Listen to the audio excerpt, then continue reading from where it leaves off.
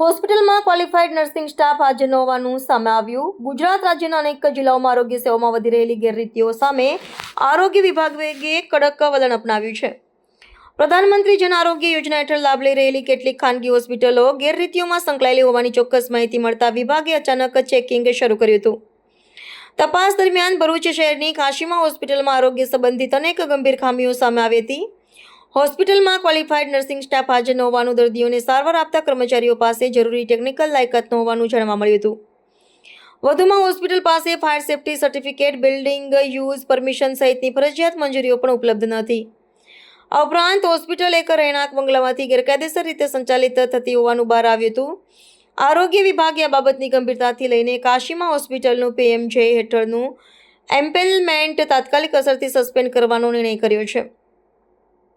માહિતી મુજબ station road પર ઠાકોર રેસ્ટોરન્ટની ગલીમાં આવેલી આ હોસ્પિટલ લાંબા સમયથી ચાલતી હોવા છતાં નિયમિત તપાસ હાથ ધરવામાં આવી નથી, જેના કારણે ગેરરીતિઓ ચાલુ હતી.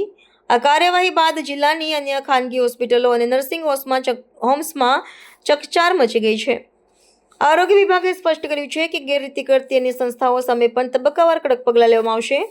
વધુમાં આજે ભરૂચ નગરપાલિકાની ફાયર વિભાગના અધિકારીઓએ પણ સ્થળ મુલાકાત લઈને ફાયર સેફ્ટી સાધનોની પણ ચકાસણી કરી હતી. આ અંગે હેડ ફાયર ઓફિસર શૈલેષ સાંસિયાએ જણાવ્યું હતું કે આજરોજ અમારા દ્વારા ઇન્સ્પેક્શન હાથ ધરવામાં આવ્યું છે, જેમાં હોસ્પિટલની બિલ્ડિંગની ઊંચાઈ 9 મીટર કરતાં ઓછી અને 500 સ્ક્વેર મીટરનો એરિયો ધરાવતી ન હોય તેને NOC લેવાની જરૂર નથી, પરંતુ ફાયર સિસ્ટમ તેના અનુરૂપ ન હોય તેમને નોટિસ આપી સેલ્ફ ડિક્લેરેશન આપવાનું જણાવ્યું છે.